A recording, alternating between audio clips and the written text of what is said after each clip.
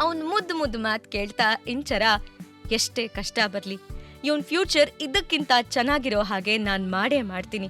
ಇವನ್ ಮುಖದ ಮೇಲಿರೋ ಈ ನಗು ಯಾವಾಗ್ಲೂ ಹೀಗೆ ಇರ್ಬೇಕು ಅಂತ ಮನಸಾರೆ ಅನ್ಕೊಂಡ್ಲು.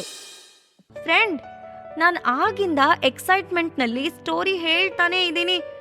ಆದ್ರೂ ಮಧ್ಯೆ ಮಧ್ಯೆ ನಿನ್ ಮನಸ್ಸು ಎಲ್ಲೋ ಕಳೆದು ಹೋಗ್ತಿದ್ಯಲ್ಲ, ಯಾಕೆ? ಏನಾಯ್ತು?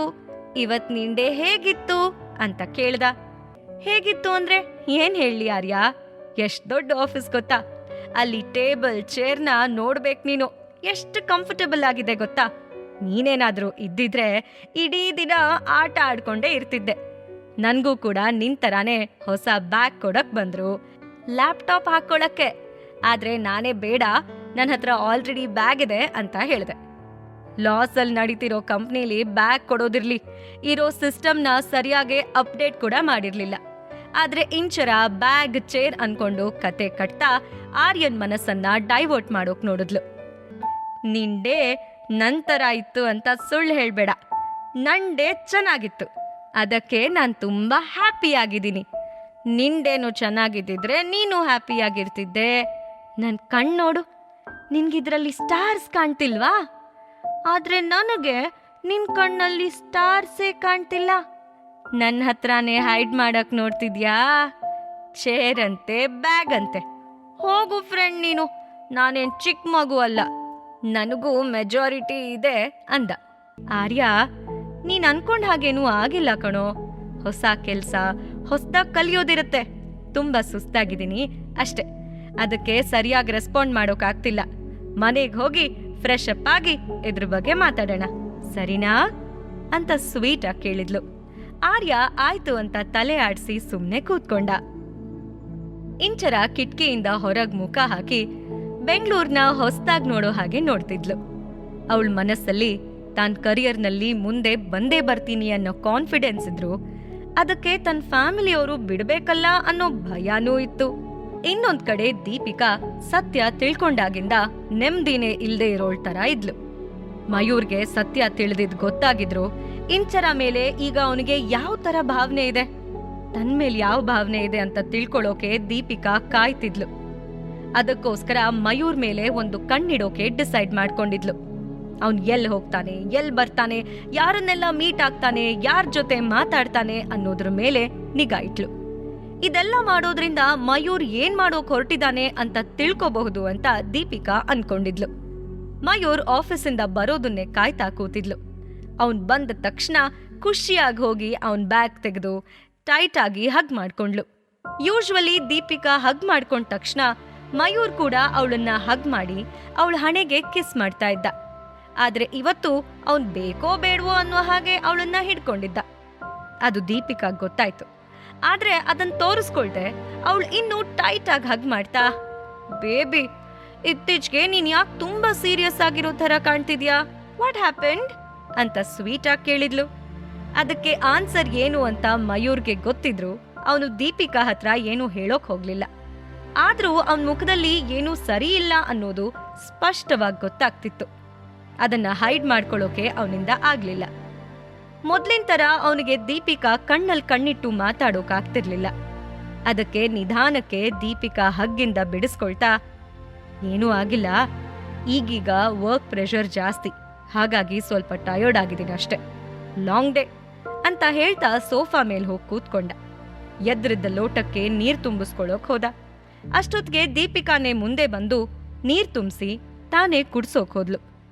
ಮಯೂರ್, ಇಟ್ಸ್ ಓಕೆ ಅಂತ ಹೇಳ್ತಾ ಅವಳ ಕೈಯಿಂದ ಗ್ಲಾಸ್ ಇಸ್ಕೊಂಡು ನೀರ್ ಕುಡಿಯೋಕೆ ಶುರು ಮಾಡ್ದ. ಇಲ್ಲ, ಇವನ್ ಮನಸ್ಸಲ್ಲಿ ಏನೋ ನಡೀತಿರೋದಂತೂ ನಿಜ. ನನ್ನಿಂದ ದೂರ ಆಗೋಕೆ ಎರಡೇ ಕಾರಣ ಇರ್ಬೇಕು. ಒಂದ, ಇವನಿಗೆ ನಾನ್ ಮಾಡಿರೋ ಕಿತಾಪತಿ ಗೊತ್ತಾಗಿರ್ಬೇಕು. ಆದ್ರೆ ಅದ್ ಸಾಧ್ಯ ಇಲ್ಲ. ಇಲ್ಲ ಅಂದ್ರೆ ಇಂಚರ ಮೇಲೆ ಸಾಫ್ಟ್ ಕಾರ್ನರ್ ಹುಟ್ಟಿರ್ಬೇಕು. ಅದಕ್ಕೆ ನನ್ನ ಹತ್ರ ಮೊದ್ಲಿನ ತರ ಇರೋಕಾಗ್ತಿಲ್ಲ ಅನ್ಸತ್ತೆ ಅಂತ ನೆನೆಸ್ಕೊಂಡು ಅವಳಿಗೆ ತಲೆ ಕೆಡ್ತು. ಇದನ್ನೆಲ್ಲ ಆದಷ್ಟು ಬೇಗ ಸರಿ ಮಾಡ್ಕೊಳ್ಬೇಕು ಅಂತ ಅವಳೇ ಹೇಳ್ಕೊಳ್ತಾ ಮಯೂರ್ ಹೋಗಿದ್ ಕಡೆನೆ ನೋಡ್ತಾ ಕೂತ್ಲು. ಮತ್ತೊಂದ್ ಕಡೆ ರಂಗನಾಥ್ ಕರುಣಾಕರನ್ ಹೇಳಿದ ಡಿಮ್ಯಾಂಡ್ ಬಗ್ಗೆನೆ ಯೋಚನೆ ಮಾಡ್ತಾ ಕೂತಿದ್ರು. ಇಂಚರಾನೆ ಒಪ್ಪಿ ಮದ್ವೆ ಆಗೋಕ್ ಬರೋದು ಅಷ್ಟು ಸಣ್ಣ ವಿಷಯ ಅಲ್ಲ. ಅದೇ ಬಲ್ವಂತವಾಗಿ ಮದ್ವೆ ಮಾಡ್ಸೋದಾಗಿದ್ರೆ ಈಸಿಯಾಗಿ ಮಾಡ್ಬೋದಾಗಿತ್ತು ಲಾಸ್ಟ್ ಟೈಮ್ ಥರ. ಆದರೆ ಈಗ ಅವನಿಗೆ ಆ ಆಪ್ಷನ್ ಇರಲಿಲ್ಲ. ಫೈನಾನ್ಷಿಯಲಿ ಇಂಚರಾನ ವೀಕ್ ಮಾಡಿ ಬೇರೆಯವ್ರನ್ನ ಮದುವೆ ಆಗು ಅನ್ನೋದು ಅಷ್ಟು ಸುಲಭ ಅಲ್ಲ. ರಂಗನಾಥ್ಗೆ ಅವ್ರ ಮಗಳ ಸ್ವಾಭಿಮಾನದ ಬಗ್ಗೆ ತುಂಬ ಚೆನ್ನಾಗಿ ಗೊತ್ತಿತ್ತು. ರೀ, ಅಷ್ಟೊಂದು ಯೋಚನೆ ಮಾಡಬೇಡಿ. ನಮ್ಮ ಕಂಪ್ನಿ ಮನೆ ಪರಿಸ್ಥಿತಿನ ಸುಧಾರಿಸೋಕೆ ಇದೊಂದೇ ದಾರಿ ಅಂತ ನಿಮಗೂ ಗೊತ್ತಿದೆ. ಹಾಗಿದ್ಮೇಲೆ ಅಷ್ಟೊಂದು ಚಿಂತೆ ಮಾಡೋದೇನಿದೆ?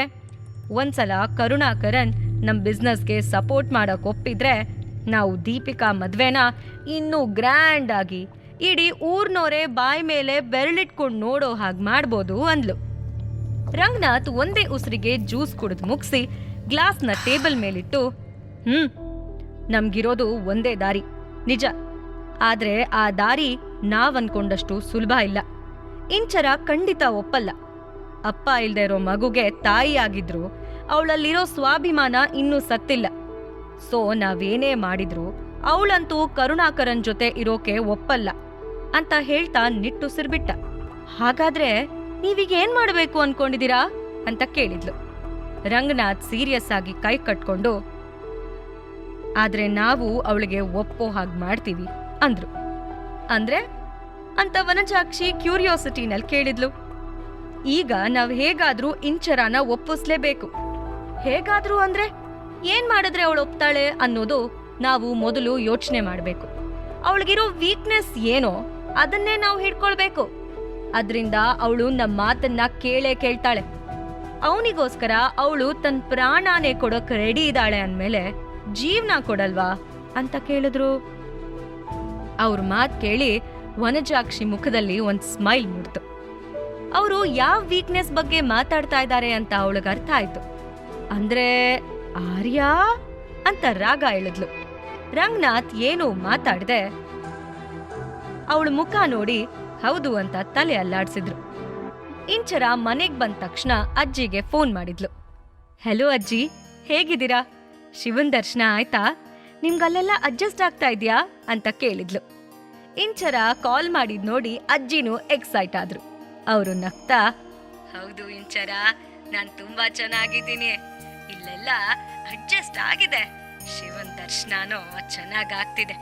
ಬೆಳಗ್ಗೆ ಸಂಜೆ 2 ಹೊತ್ತು ಗಂಗೆ ದರ್ಶನ ಮಾಡ್ತೀನಿ. ಸಂಜೆ ಹೊತ್ತು ಆರತಿ ನೋಡೋ ಖುಷಿನೇ ಬೇರೆ. ಒಂಥರ ಜೀವನ ಸಾರ್ಥಕ ಆಯ್ತು ಅನ್ಸುತ್ತೆ. ಅದಲ್ದೆ ನನ್ಗಿಲ್ ಸಿಕ್ಕಿರೋ ಜನಗಳು ತುಂಬಾ ಒಳ್ಳೆಯವರು ಅಂತ ಖುಷಿಯಲ್ಲಿ ಹೇಳ್ಕೊಂಡ್ರು. ನಾನು ಅಂತೂ ಇಂತೂ ಕಷ್ಟಪಟ್ಟು ಒಂದ್ ಕೆಲ್ಸ ಅಂತ ಹುಡುಕೊಂಡಿದ್ದೆ.